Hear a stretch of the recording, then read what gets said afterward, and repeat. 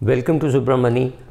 Do you need to invest at all in a mutual fund? There are people I know who don't invest in the mutual fund, and there are people I know who do not invest much in a mutual fund. So the basic question is, why do you need to invest in a mutual fund, and who needs to invest in a mutual fund?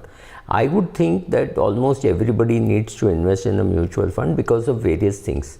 Let us assume you are a 21-year-old or a 22-year-old student just about to complete your education, and you have presumably another 37-38 years of service left, and you are, let's say, you are a doctor sorry, you are a fresh chartered accountant, you're a fresh MBA, or you're an engineer who's taken up a job, right? One of those things. And you're 22, 23 years of age, 24 maybe. You have a full-time job, right? You have a full-time job which is going to earn you money, unless you're working in one of those places where you need to work only for 2-3 hours a day. Then yes, you can find a lot of time to invest. But assuming you're working in one of the management consultancy companies and you work till 2 a.m. and 3 a.m., it's pretty common these days, and you really don't have much time on your hand to handle mutual funds, so you will obviously want to give it to somebody else to manage your money. Not managing your money is much worse than managing it through somebody else. So you will want an agency who will handle it. So therefore a mutual fund. So who fits into this category? Literally everybody. Who does not fit into this category is a 23-year-old cricketer who might have much different needs than a 23-year-old MBA taking up a job, or a 23-year-old actor.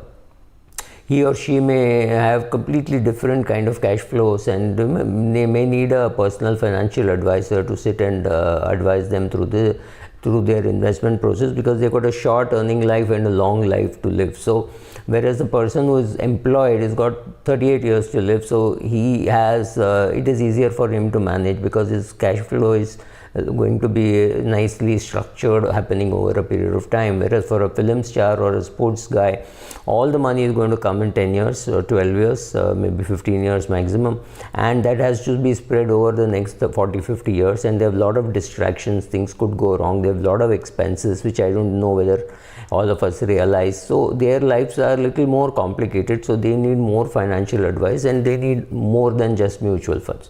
But mutual fund will work very well for this young 22-year-old or a 25-year-old.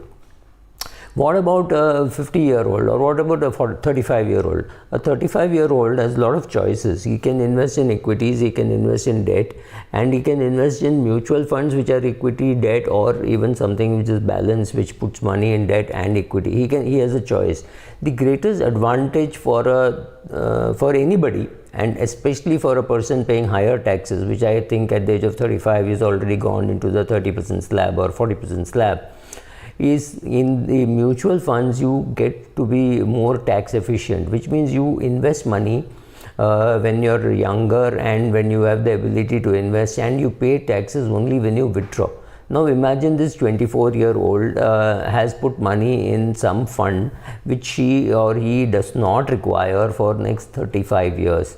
She pays tax on it at the age of 60. So it's very, very tax efficient. It is 35 years taxation deferral.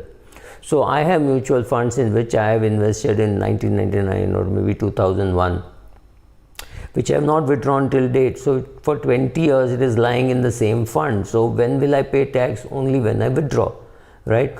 So will I withdraw? Yes, of course, at some stage I may withdraw, or my daughter may just inherit it, right? It could be just a change of, it could just go to the nominee after my death. So that could also happen.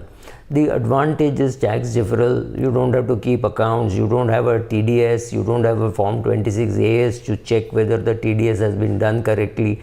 None of those headaches. You don't need to do any transaction. So it is a huge advantage even for a person, anybody at all, if you don't want to do too much of administrative work. Like if you are dealing in shares, you will have to buy, you will have to sell, you will have to preserve those contracts, you will have to calculate capital gains tax, you will have to pay. So it's a lot of hassles, right? Some people are happy to go about doing it, some people are not. So if you're not, then mutual funds are a little, let's say, lazier option. Having said all this, is there risk in mutual fund? Of course there is risk in mutual fund, but there is no risk of a fund manager taking your money and running away. It is a well regulated industry. That is a huge advantage, right? So you have a trustee, you have directors, you have auditors, you have fund managers, you have fund sales people, you have fund documents, you have advisors, right? You have to get an amazingly wrong combination to be cheated, right? So you won't get cheated, you can get underperformance. Underperformance is not cheating, incompetence is not cheating. Yes, there can be incompetence there, but there can't be cheating, because to a great extent it is well regulated. Am I saying there is no cheating in the mutual fund business? No, I'm not saying that. I'm saying the probability of getting this bad combination of a bad CEO, bad CIO, bad advisor is dramatically reduced if you are a little diligent. That's all. It requires a little bit of diligence. It does not require too much of hard work. So therefore, for a younger person, for an older person, for tax efficiency, for the fact that it is a well regulated industry, these are enough reasons. Another very important thing is you can do a monthly investment. So you do not know how much you can invest per month. So you go and sign up for 3,000 rupees a month, and you find that end of every month you still have about 2,000 rupees left in your account. So it means you can actually do a 5,000 rupee SIP. You just give your money to 2-3 fund managers, and they manage it for you for the rest of their life and your life, right? So that's very convenient. SIP is a very convenient way of investing, especially for younger people who have no clue whether to invest, where to invest, etc. And for this, you don't really require an advisor. If you want to do it without an advisor, I would suggest simply put money in an index fund, because an index fund does not need a fund manager.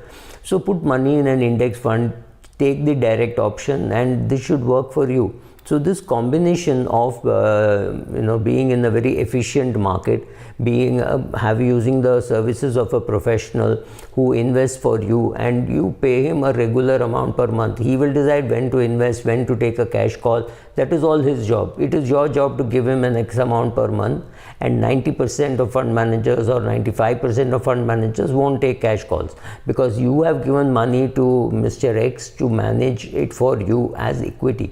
So he will put the money in equity. The day you think you should not be putting money in equity, you stop your SIP. I am not suggesting when you should do or anything, but that is your call. You are the owner. You have to take the call. So this combination of starting early, power of compounding over a period of time, power of tax deferral over a period of time, and in a well regulated market, right? So all these people are there, and you also have to be vigilant. To think that your advisor will be more vigilant than you about your money, you're living in utopia, right? It can't happen. Your advisor is dealing with say 30, 50, 100, 200 clients. He has got it. Of course he knows what he is doing, but it is your job to be vigilant, to see what is happening. Can I do this? Can we suggest this? Should I put more money for my retirement? Do I need to put money away in a retirement plan? These are questions which you should be asking your advisor. So a combination of a diligent investor, a good advisor, and a well-regulated industry which gives you tax deferral, I don't see any great reason why you should not be investing in a mutual fund. Of course, if you are capable, like a small portion of the population is capable of dealing in direct equities, you avoid all this also. But even in direct equities, you cannot get diversification. You cannot get fixed 5,000 rupees per month. You have to create your own portfolio.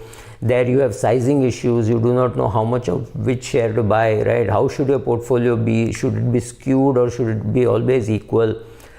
You have to grapple with all those things. Yes, it requires a little bit of skill in picking up a good fund also. But having said all that, there are just too many reasons, very, very compelling reasons to be a good mutual fund investor. And to an extent, even for a retired person, the tax deferral is worth it, because he needs to withdraw. Suppose he needs 25,000 per month, he needs to withdraw only 27,000 rupees per month, assuming he pays 2,000 as income tax. Whereas if he had kept money in a bank fixed deposit, they will not decide how much to pay him, right? That is already prefixed. You cannot decide that this month you want only 2,000 rupees from your bank FD. It is just not possible, right? You will get in a lump sum on which you will pay tax and then use a small portion of it, whereas in mutual funds you can withdraw exactly how much you want. Thank you.